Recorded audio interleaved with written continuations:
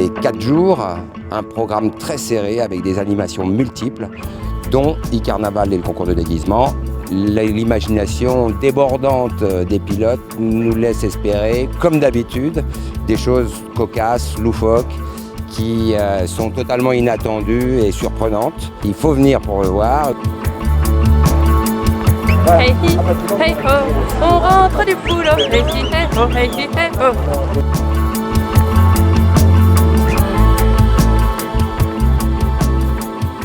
On ne voulait pas se rencontrer pour faire la compétition, par contre on voulait continuer à rigoler.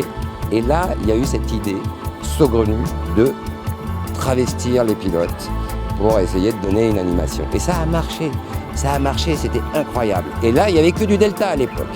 Alors en delta, c'est assez compliqué de travestir le pilote parce qu'on est dans un environnement avec des câbles. Et donc c'est assez restreint pour pouvoir développer un déguisement fumant. Et quelques années après, en 86, lorsque le parapente est arrivé, alors là, le parapentiste, lui, le pilote, il se trouve plusieurs mètres sous la machine, avec un espace autour de lui qui lui laisse la possibilité d'épanouir son imagination. Et ça a été extraordinaire parce que là aussi, la semoule a pris tout de suite. Et très rapidement, on a assisté à des déguisements magnifiques. Le public est venu parce qu'il venait voir quelque chose qui n'était pas interne au milieu, il venait voir parce que de la poésie s'exprimait. Et ça, c'était magnifique.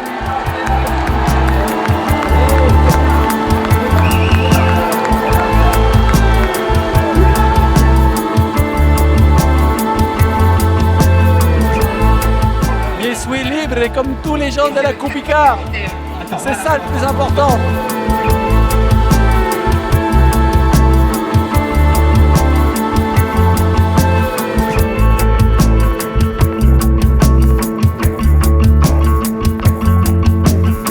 L'ambiance puis la préparation parce qu'on met 3 mois pour préparer les déguisements, donc c'est réunion entre copains les soirs où on travaille pas souvent beaucoup, on boit souvent l'apéro mais c'est super sympa, voilà. Ce couple, ils sont venus exprès de Japon pour faire de Coupe-Icare. Il va y avoir une installation un peu compliquée parce qu'on ne peut pas voir comme ça. Et une fois que ça a monté, on peut voir ce que c'est.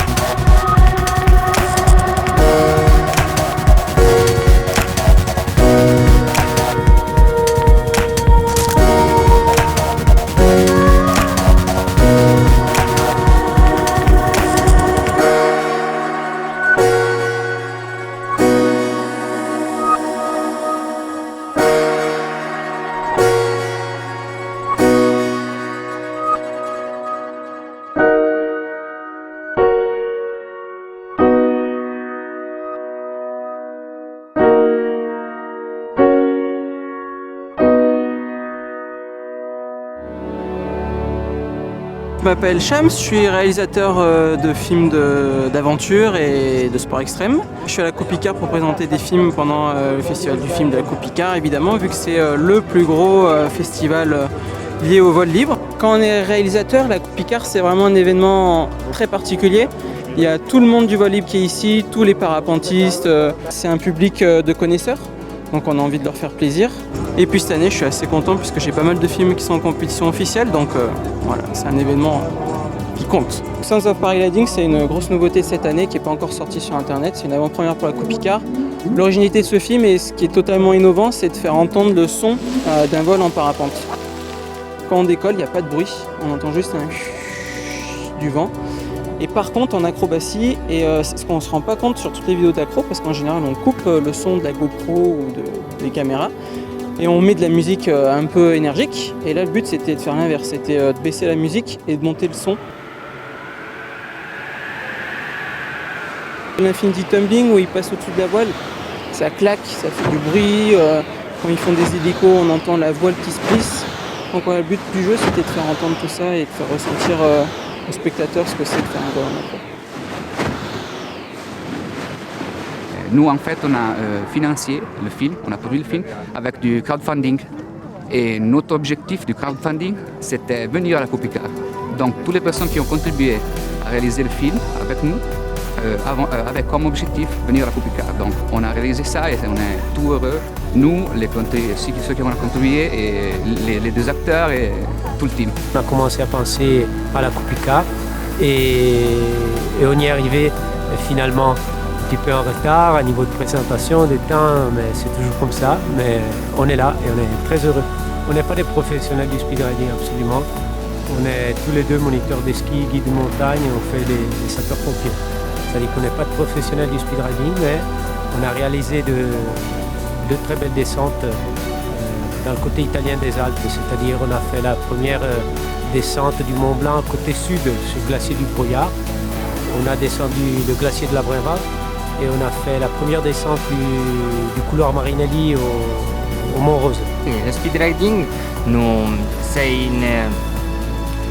c'est voler avec une petite voile et dans le même temps on va skier. On va skier en freeride. C'est une très très jolie discipline parce que nous pouvons arriver sur des lieux que les freeriders n'arrivent pas.